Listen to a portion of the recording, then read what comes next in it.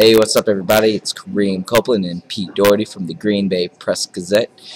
Today we had all the pass rushers come through, defensive linemen, linebackers. So we're going to touch on a couple of guys that I sat in on, and Pete talked to a scout about these guys, so he's going to give his perspective. I'm going to talk about what he said today. We're going to start with Alabama outside linebacker Courtney Shaw, who is a big guy, 6'1" or 6'2", I think it was 6'1", definitely 272. He said he would have rather came in at 270, but he's obviously a big, thick guy, playmaker all over the field for the national championship team. He talked a lot today about loving to be a physical player. Just, you can tell he likes to get his hands on guys and kind of rough them up. What did the scout say? Interesting thing that he said that one of the scouts, the scout I talked to, compared him to James Harrison, that he's that kind of physical player because he's not as tall as teams would prefer for a 3-4 outside linebacker. They like him in the 6'4" range if possible. This guy's like between 6'1" and 6'2", but it's really explosive. I think the word he used was beast. He's probably a top 10 pick, so the Packers aren't going to get a sniff on that. Yeah, they'd have to make some moves to obviously even get close to him. But yeah, it's funny that you mentioned Harrison because he said the two of the guys that he models himself after, James Harrison, Lamar Woodley, obviously that big combo for the Steelers. Up next, we'll talk about USC defensive end Nick Perry.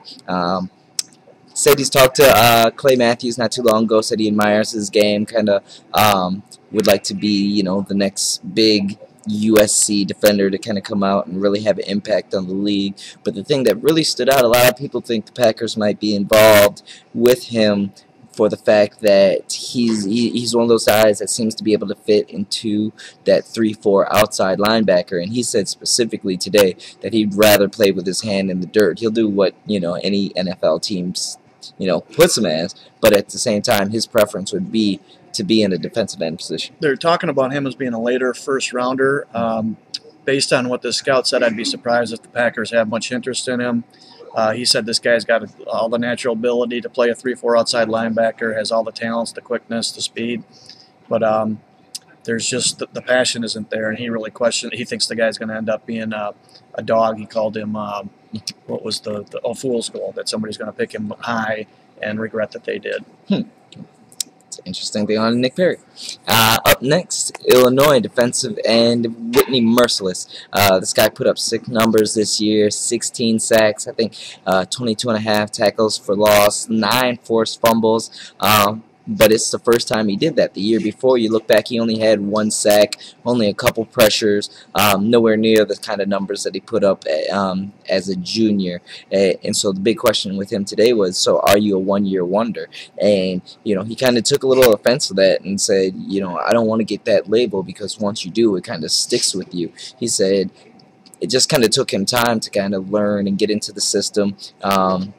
Said he kind of put everything together from his freshman year, sophomore year, and finally put everything together going into this one. So he feels that somebody even made the JPP comparison as a guy who kind of really broke out in his last year, and he said he'll take that. Similarity there is they're both of their parents were Haitian immigrants also.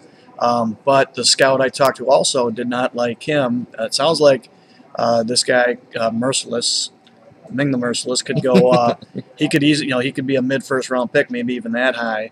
Might be there when the Packers are picking too. But the scout I talked to said that it's the strangest thing he's ever seen. The guy had 16 sacks, leading the nation. He said beside those 16 sacks, he didn't see him make a play. And he said he's never seen a guy who that's all he did is make 16 sacks were all the plays he made, and he thinks the guy's going to get overdrafted, and teams likewise will be disappointed. Whoever takes him, if they take him in the first round, will be disappointed as well. Well, they liked Upshaw. Anybody else they liked? No, I hated everybody. No, there were other guys he liked. We don't have time to get into them now, but read the Press Gazette tonight online or in the paper tomorrow morning, and we go through all the defensive players who appear likely to be first round picks. I think there was 25 or 26 of them. Not all of them are going in the first round, but those are the guys with the best chance of going in the first round on the defensive side of the ball. Alrighty. Once again, I'm Kareem Copeland. That's Pete Dougherty. Today is what, Saturday at the combine? These days are Second to last day. Yep. Second to last day. Yep. It's starting to run in together.